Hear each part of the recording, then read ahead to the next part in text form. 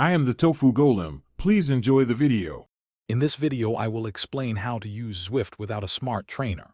First, gather your essential equipment: a standard bicycle, a classic wheel-on or direct drive trainer, and a device like a computer, tablet, or smartphone to run the Zwift application. You will also need two key sensors: a speed sensor and a cadence sensor. Finally, ensure you have an ANT Plus dongle or a device with Bluetooth Low Energy compatibility for connecting everything. This setup allows Zwift to estimate your power output effectively. Next, let's set up your sensors. Securely attach the speed sensor to your bike's rear wheel hub or chainstay, ensuring it has a clear line of sight. Then mount the cadence sensor onto your crank arm.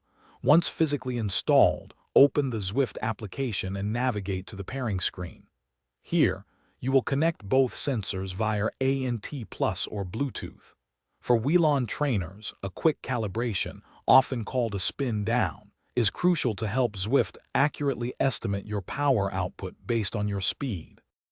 Now, configure Zwift for your ride. On the pairing screen, select your speed sensor as the primary power source.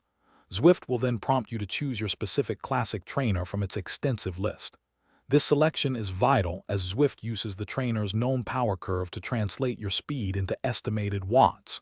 If you are using a wheel-on trainer, ensure your resistance setting matches Zwift's recommendations, typically a medium to high setting. With everything paired and selected, you are ready to jump into the virtual world and start pedaling. To truly enhance your Zwift experience, consider a few additions. Integrating a heart rate monitor provides more comprehensive training data, helping you track your effort levels. A powerful fan is almost essential to stay cool and comfortable during intense indoor sessions. Don't forget to explore the vast array of Zwift workouts and routes. This keeps your training fresh and engaging. Finally, regularly check your sensor battery levels and look for any firmware updates to ensure consistent and reliable performance on every ride. Thanks for watching. Consider subscribing if we helped you today.